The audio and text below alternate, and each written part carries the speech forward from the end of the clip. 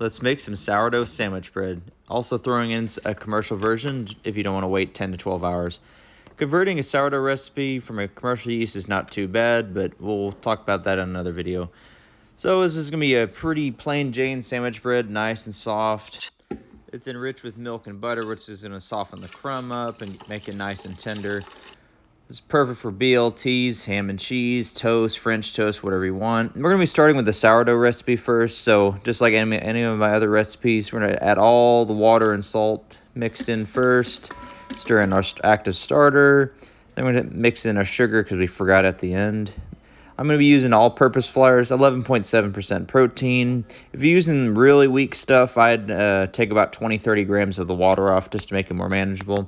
We're going to stir it all in together. When I'm doing these small batches, I don't find using a mixer helps that much with the butter. I always have similar results. I've done mixer and hand-mixed butter, and I get similar results, so it's not really worth the effort busting the mixture out.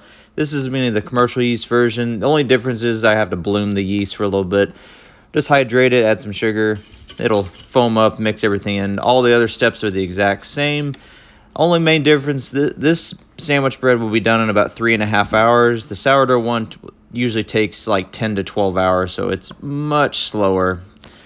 If you convert a sourdough recipe from a commercial yeast, like at least triple or quadruple your amount of time. That's just how strong that commercial yeast is. So I'll do with my first set of stretch and folds, just go north, south, east, west. I'll do a couple slap and folds. Since that butter's mixed in already, it's a little sticky, but slap and folds will help get some good strength and tautness into that dough. Same thing on the commercial yeast version, just slap and fold, stretch and fold. It should be nice and smooth after just one round. I let it rest 30 minutes after the initial mixing. We're going to do one round of coil folds on both of these. Just grab the middle, let it fall down under itself.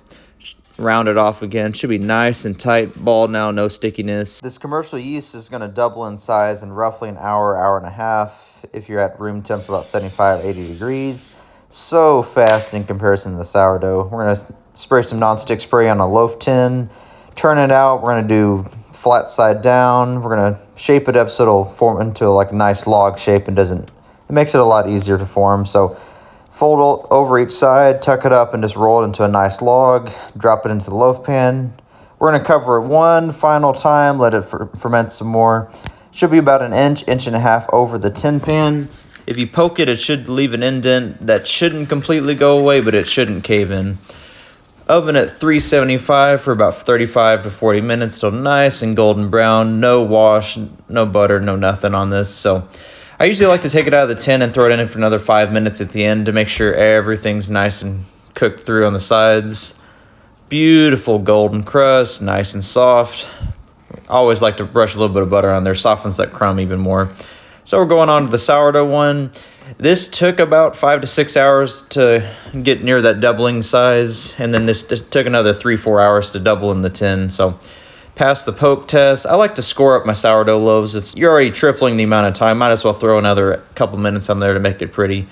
Another water spritz on there to help that spring. I always love that oven spring footage. Cook times are the same. It's just going to look a little bit different. Didn't get quite as much rise out of it, but pretty similar. You can cut this super thin, super thick. This is perfect for any kind of BLT, ham and cheese, toast, French toast. A couple days later when it gets a little older. Sourdough is going to last quite a while longer than the commercial yeast, but if you enjoy this recipe, follow along for more. We'll see you next time.